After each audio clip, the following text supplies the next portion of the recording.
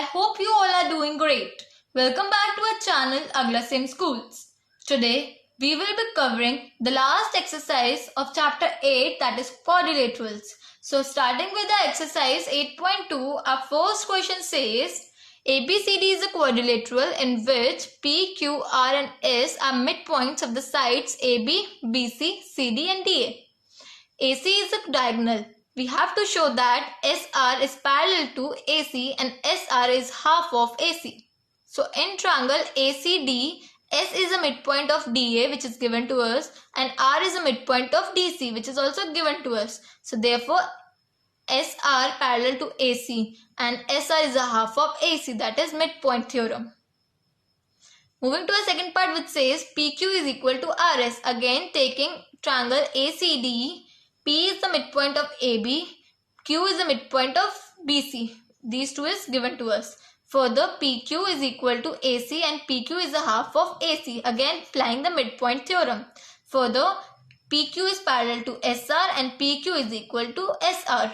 Moving to a third part which says PQRS is a parallelogram. So in PQRS, PQ is parallel to SR and PQ is equal to SR. We have already proved. So therefore PQRS is a parallelogram.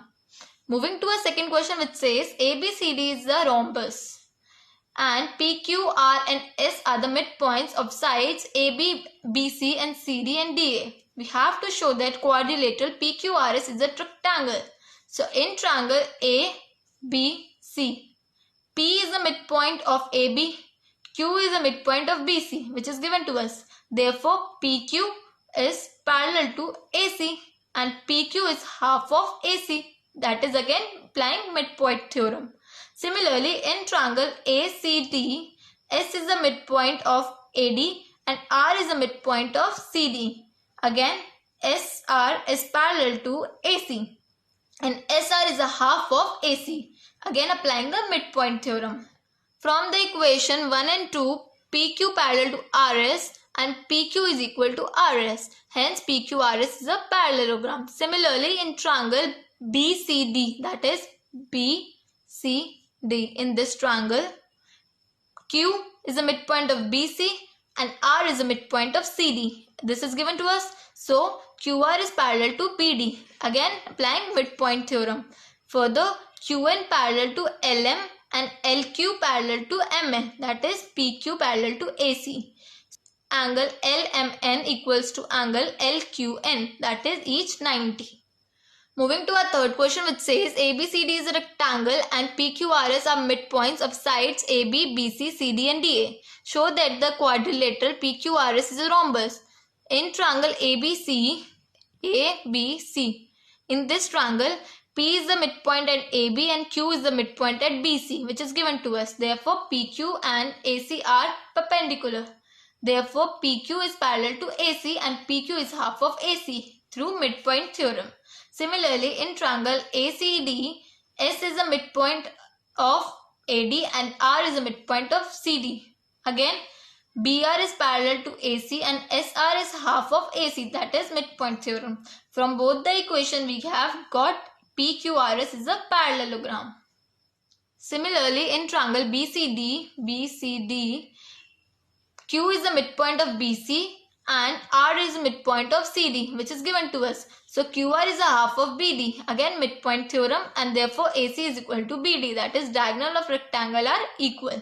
From all the equations we will get parallelogram whose adjacent sides are equal, a rhombus. Hence PQRS is a rhombus. Further, moving to our fourth question which says ABCD is a trapezium in which AB parallel to DC and BD is the diagonal and E is the midpoint of AD. A line is drawn through E parallel to AB intersecting BC at F. We have to show that F is the midpoint of BC. So in triangle ABD, that is ABD, E is the midpoint of AD, this, and EG parallel to AB. EG parallel to AB. So G is the midpoint of BD, that is converse of midpoint theorem. Similarly in triangle BCD, this triangle, we have G is the midpoint of BD. We have already proved above. So F is the midpoint of BC, again converse of midpoint theorem. Further, moving to question number 5, which says, in a parallelogram ABCD, E and F are the midpoints of sides AB and CD. We have to show that line segment AF and EC bisects diagonal BD. So in a quadrilateral ABCD, AB is equal to CD, which is given to us, and half of AB is equal to half of CD. So AE is equal to CF, that is E and F are midpoints. So in a quadrilateral AECF, AE is equal to CF, that we have already proved, and AE is parallel to CF, that is by opposite sides of a parallelogram. Hence, AECF is a parallelogram. Similarly, in triangle DCQ, F is the midpoint of DC, that is given to us, and FP is parallel to CQ, that is ADCF is a parallelogram. Further, P is the midpoint of DQ, that is converse midpoint theorem, hence DP is equal to PQ. Similarly, in triangle ABP, E is the midpoint of AB, which is given to us, and EQ is parallel to AP, that is AECF is the parallelogram. So Q is the midpoint of BP, that is converse of midpoint theorem. PQ is equal to QB, that is second equation, and DP is equal to PQ and QB. So line segment AF and EC trisects BD. Moving to our sixth question, which says, show that the line segment joining the midpoints of the opposite sides of a quadrilateral bisect each other. ABCD is a quadrilateral which PQRS are midpoints of AB, BC, CD and DA. In triangle ACD, S is the midpoint of DA, R is the midpoint of DC, hence SR is parallel to AC and SR is half of AC, again the midpoint theorem. In triangle ACD, P is the midpoint of AB, that is given to us, and Q is the midpoint of BC, again given to us. So PQ is parallel to AC and PQ is half of AC, again the midpoint theorem. From the equation 1 and 2, PQ parallel to RS and PQ is equal to RS. So in quadrilateral PQRS, PQ is parallel to RS and PQ is equal to RS. Therefore, PQRS is the parallelogram and diagonals of parallelogram bisect each other. Therefore, SQ and PR bisect each other. Moving to our seventh question, which says, ABC is a right angle triangle at C, aligned through the midpoint M of hypotenuse AB and parallel to BC intersect AC at D. We have to show that D is the midpoint of AC. So in triangle ABC, M is the midpoint of AB, which is given to us, and DM is parallel to BC, again which is given to us. Therefore, D is the midpoint of AC, that is converse of midpoint theorem. So part 2 says, in MD perpendicular AC, angle ADM is equal to angle ACB, that is corresponding angles. Angle ADM is equal to 90 and hence MD perpendicular to AC.